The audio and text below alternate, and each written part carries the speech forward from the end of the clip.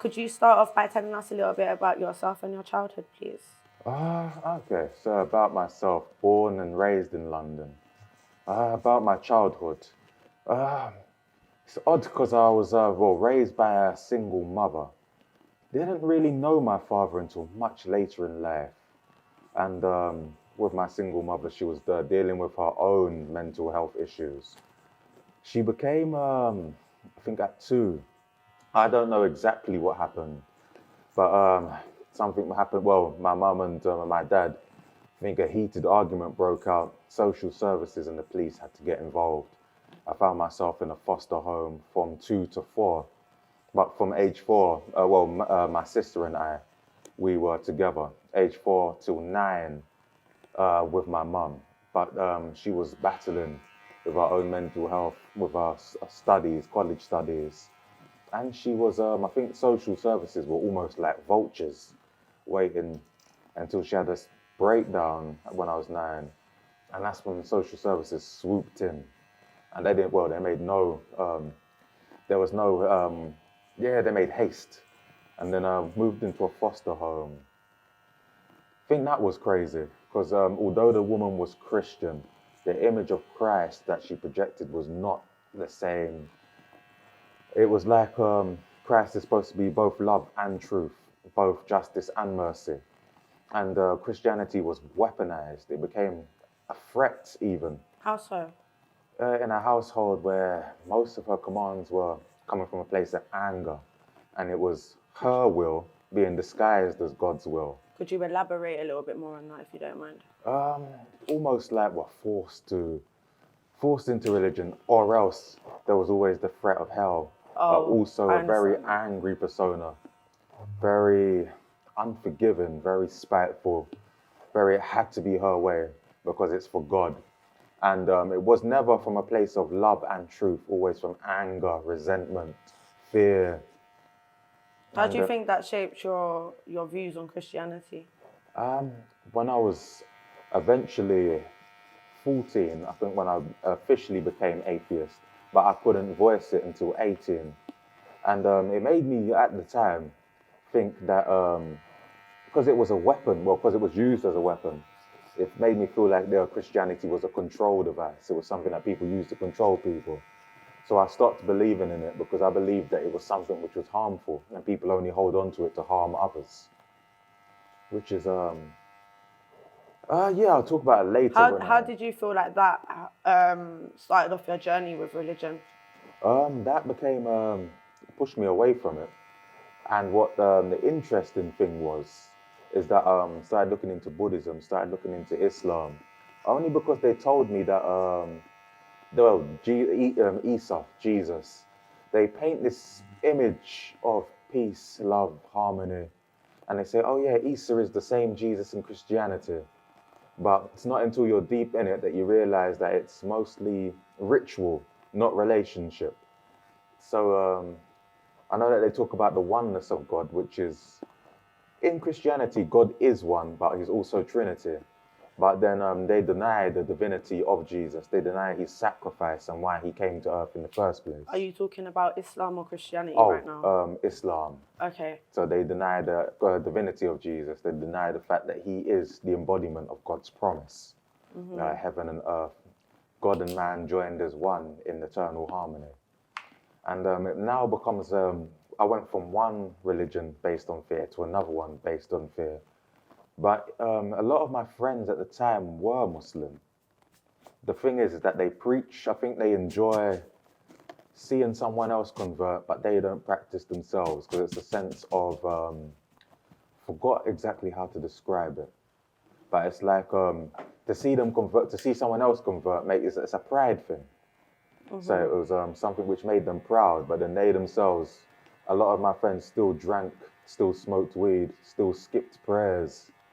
So I wasn't. Do you think that that kind of seeing that side of, not of a religion, but of a person and the way they practice religion, do you think that kind of clouded your view and your judgment, not just with Islam, but with Christianity?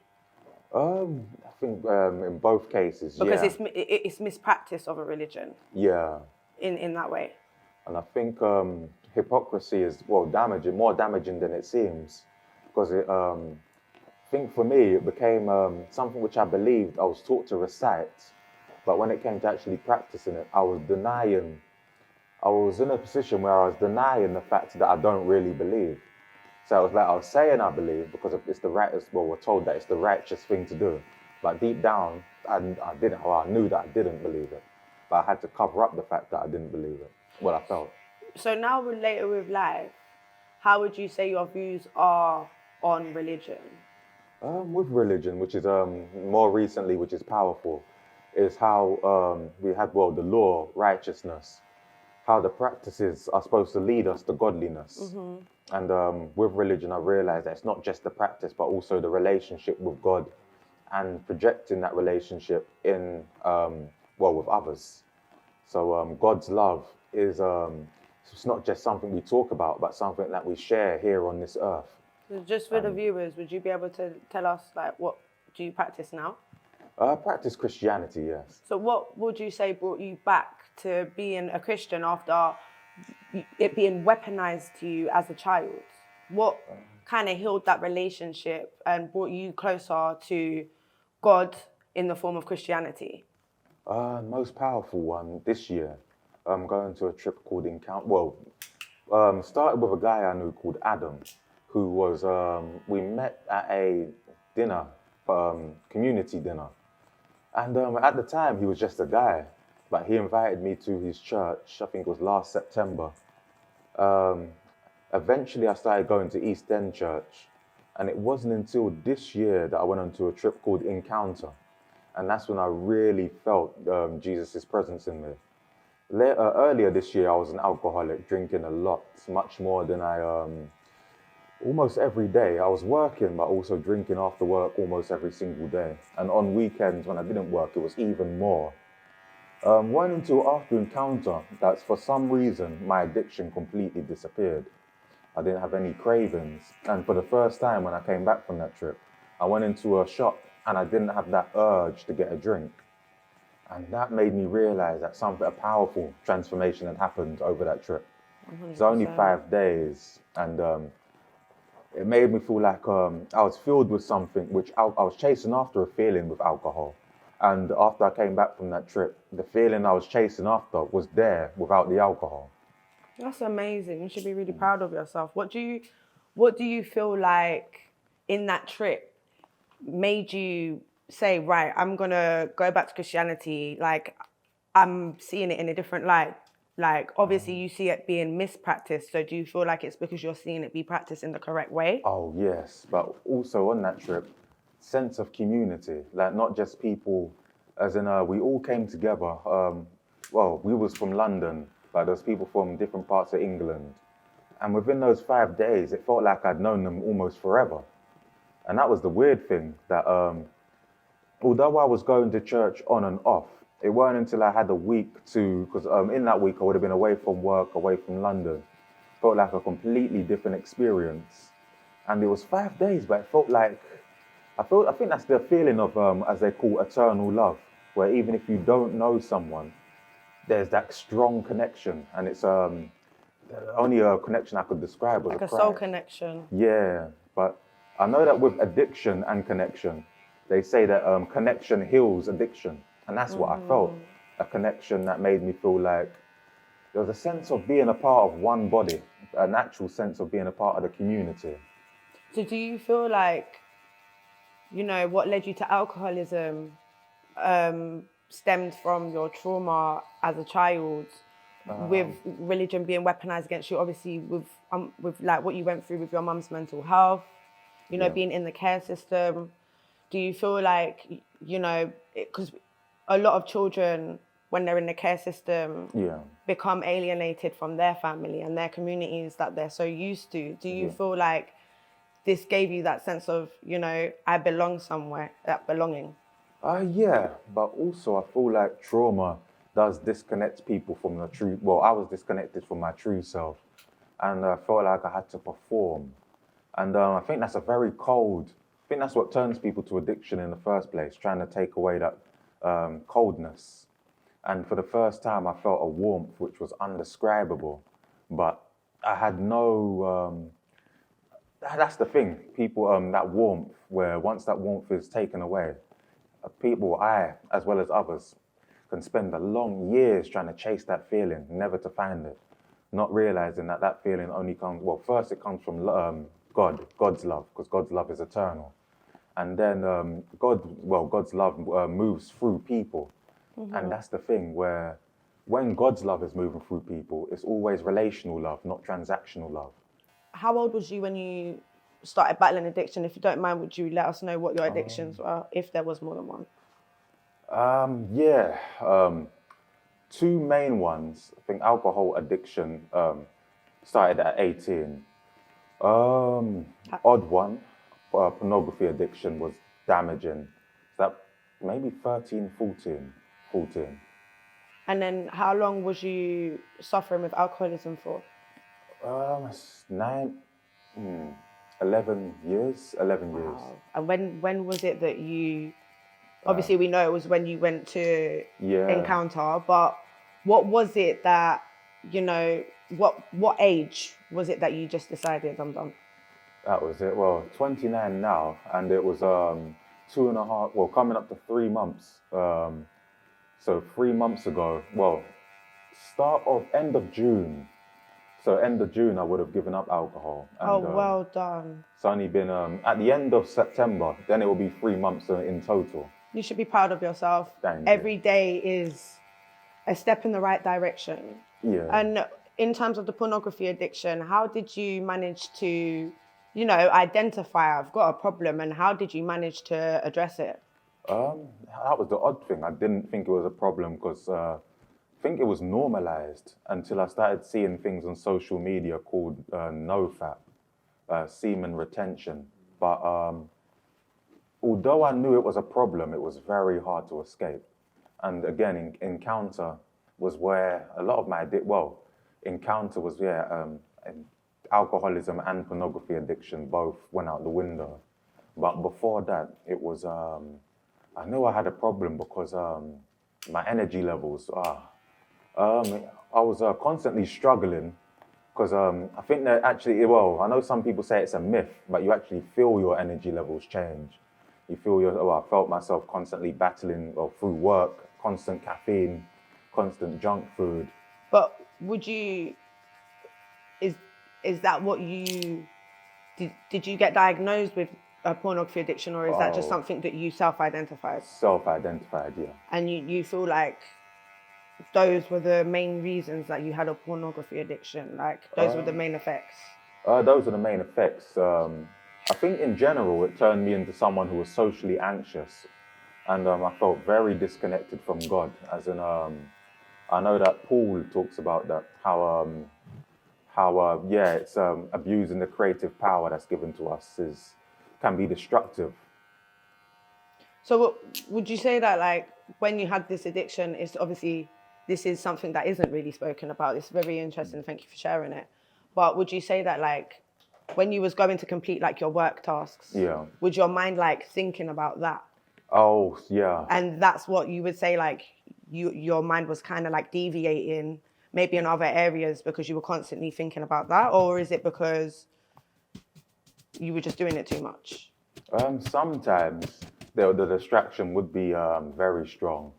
Other times, because there were times where I could get through the day and it would just be at the end of the day. Other times, which is damaging, is lunch and breaks. So whilst you're at work? Yeah. Wow. And keeping that hidden is carries there's shame. I think where it teaches young men as well is it twists the image of how men should view women. It twists the image of also how, from a godly perspective, how sexual union is a ritual that's supposed to reflect godliness, and it teaches people to see it as something cheap, something that's used for selfish pleasure. Right. And yeah, that's. So these are the main things why you just like, I'm done with that now too. Yeah.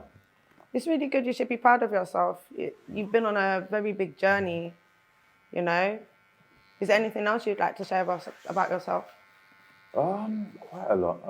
What about your mental health side of things? Because obviously with addiction, a lot of people that have addiction battle with mental health. Would you say that you've had your fair share of your battles with your own mental health?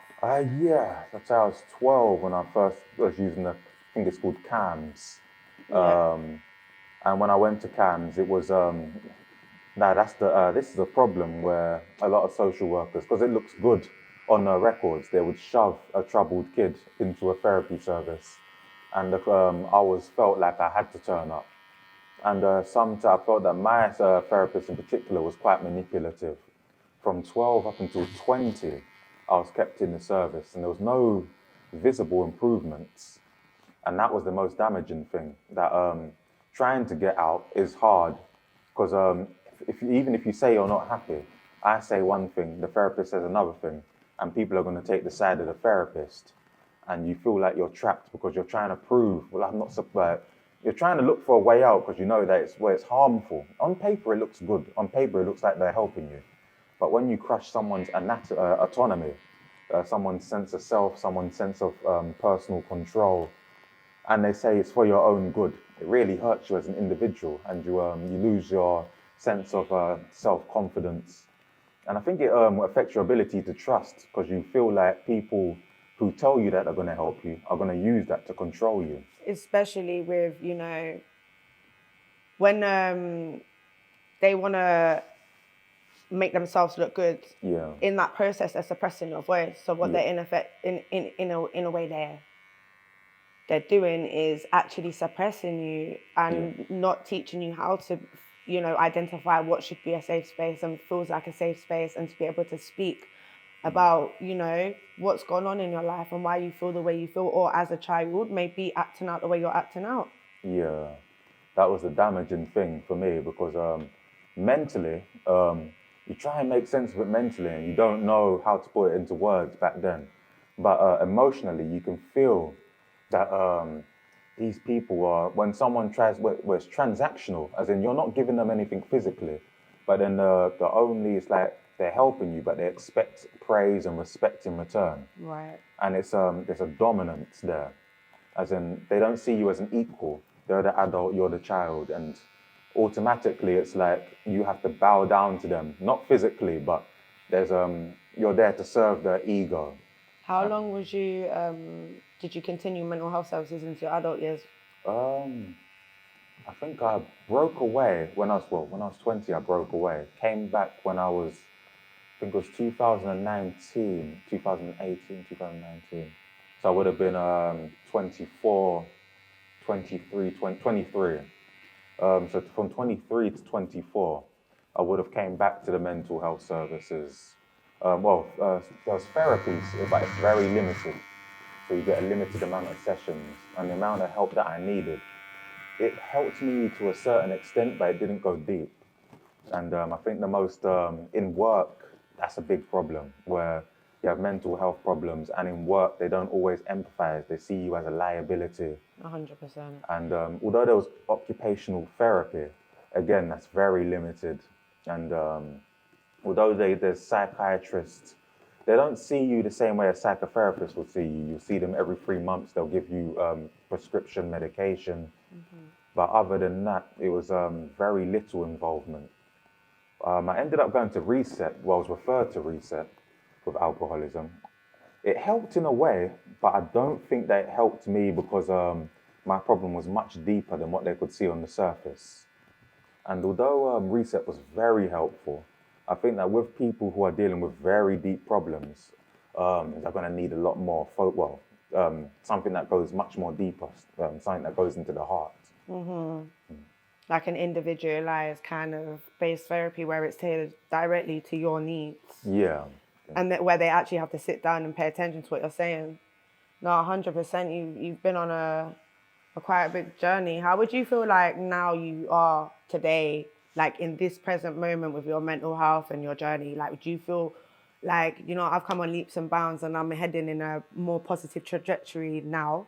Or do you feel like you still got a journey to go? Still got a journey to go, but I think the most powerful thing was learning forgiveness and learning that it's not just letting go, but more so handing it over to God. And I think that was the most powerful thing, that God is the healer. And I think that's what forgiveness is, allowing yourself to heal, because people are going to hurt you. There's going to be times when we can't do nothing about that. But God says, vengeance is mine. For a long time, I was probably passive-aggressive, passively vengeful. And that, even if you're not actively acting it out, it still takes its toll on your well-being.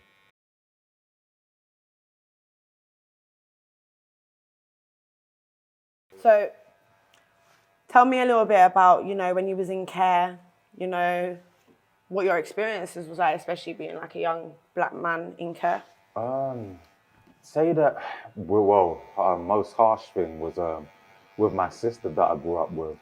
In a household where dominance became law, my sister, who was older than me, pretty much turned against me, where a lot of things would have stayed together. She now went into survival mode, and if it was convenient for her to turn against me, she would. Social services, social workers, very difficult to reach, because it was that whole thing between adults and children. The word of the adult had more power. So even if we did try and speak up, I know that my sister was very unhappy with the foster carer. I know that eventually I lost my voice. When you get tired, when you're constantly not listened to, it reinforces the belief that what you have to say does not matter. And that's kind of how I became. And I feel like that's what furthered the division between my sister and I even more, because I then became more passive, avoiding conflict, avoiding arguments, whereas my sister was more fiery, and that fire was turned towards me sometimes, and I didn't speak up. And I think that fire would have been, given that my sister was a woman, the foster carer was a woman, my sister was just following the example of what, in her eyes, what womanhood should be. So the foster carer unexpectedly, set an example that women should be fiery. My sister followed that example. I didn't have a male example to follow, so I didn't know how to respond to that fire. And I constantly used to hear them having extremely heated arguments, and the foster carer using Christianity to prove that she was right and my sister was wrong. And even with the social services, in front of the social workers, my foster carer didn't show that fire. She showed the form of love, which was, and this was the interesting thing, how people can switch that personality. Behind closed doors, they can show you the spite. Because they have their public face, and then they have their private face. Yeah. That proper that is where the theme of being two-faced comes from. And the thing is, my sister didn't know how to do that. So my sister would show her fiery side, and the foster carer was speaking sweet, loving, and that's what convinced the social workers to always take her side. And my sister would obviously become vexed, and that would always move to, I used to always stay out of the arguments, but sometimes it would always be my sister coming to vent to me, and she would be shouting, swearing, and that would always be used against her. So it would always look like to the social worker, she was the wild, crazy one, and the foster carer was the one struggling. I think because my sister didn't know how to deal with that, a lot of it turned towards me. Money was an issue. My sister became, I'm not sure what she was involved in, but she kept wanting to borrow money, especially when I was working. And it got to a point where I had to cut her off, because it got to a point where I felt exploited. And because I didn't know how to talk up, and because I knew that she had a temper, I didn't want to confront her. So I managed to go to one of my PAs, which is like a social worker for care leavers. And she came down to the leaving care service looking enraged. And it was only I had to hide myself somewhere. And it wasn't until they threatened to call the police that she stormed out. But that was terrifying. And I think what that touches on is partly there's always not fighting fire with fire, which is hard, learning how not to do that. Because I've only learned that now, that patience is much more stronger than anger. But passiveness is also dangerous, because it invites more anger, more aggression. And I think learning with some social workers can be very helpful, but unless they see that side of unless they really know how a foster carer is, because they find it hard to believe. The child says one thing, the foster carer says another thing. And by leaving you in that situation, they're consenting to more harm. And by the time I did run away, once. I think I was 18, but that was already too late. They managed to put me into semi-independent. I was itching for it, as in they told me I could stay on longer, but I was itching to get out as soon as possible, but I wasn't ready. So I struggled from 18 up to 29 is when this year I became homeless. But from 18, it was constantly struggling with bills, constantly struggling with rent, struggling with loneliness. How have you overcome homelessness? That was a good one. Randomly, not randomly, but when I was on Encounter, that's when I managed to meet Growth. And I didn't know that Sylvester, my cousin Sylvester, was also involved. Well, he was involved with the people from Growth. And he once saw me early morning. I just had a breakfast. And I had all my bags with me because I was sleeping rough. And he'd seen me. I explained my situation. And I think he had spoken to Growth about me. And I didn't know that him and I were connected through Growth by that way. And I became closer with Growth. And more recently, I've had meetings with them. A woman called Serene managed to get in, took down my details, got in contact with Hackney Night Shelter. And I think it was last Thursday when I first moved in. But they're hoping to move me into Lazarus House, a disciple house, where I'd be practicing Christianity. I'm going to be involved with other Christian brothers who have also been through the struggle.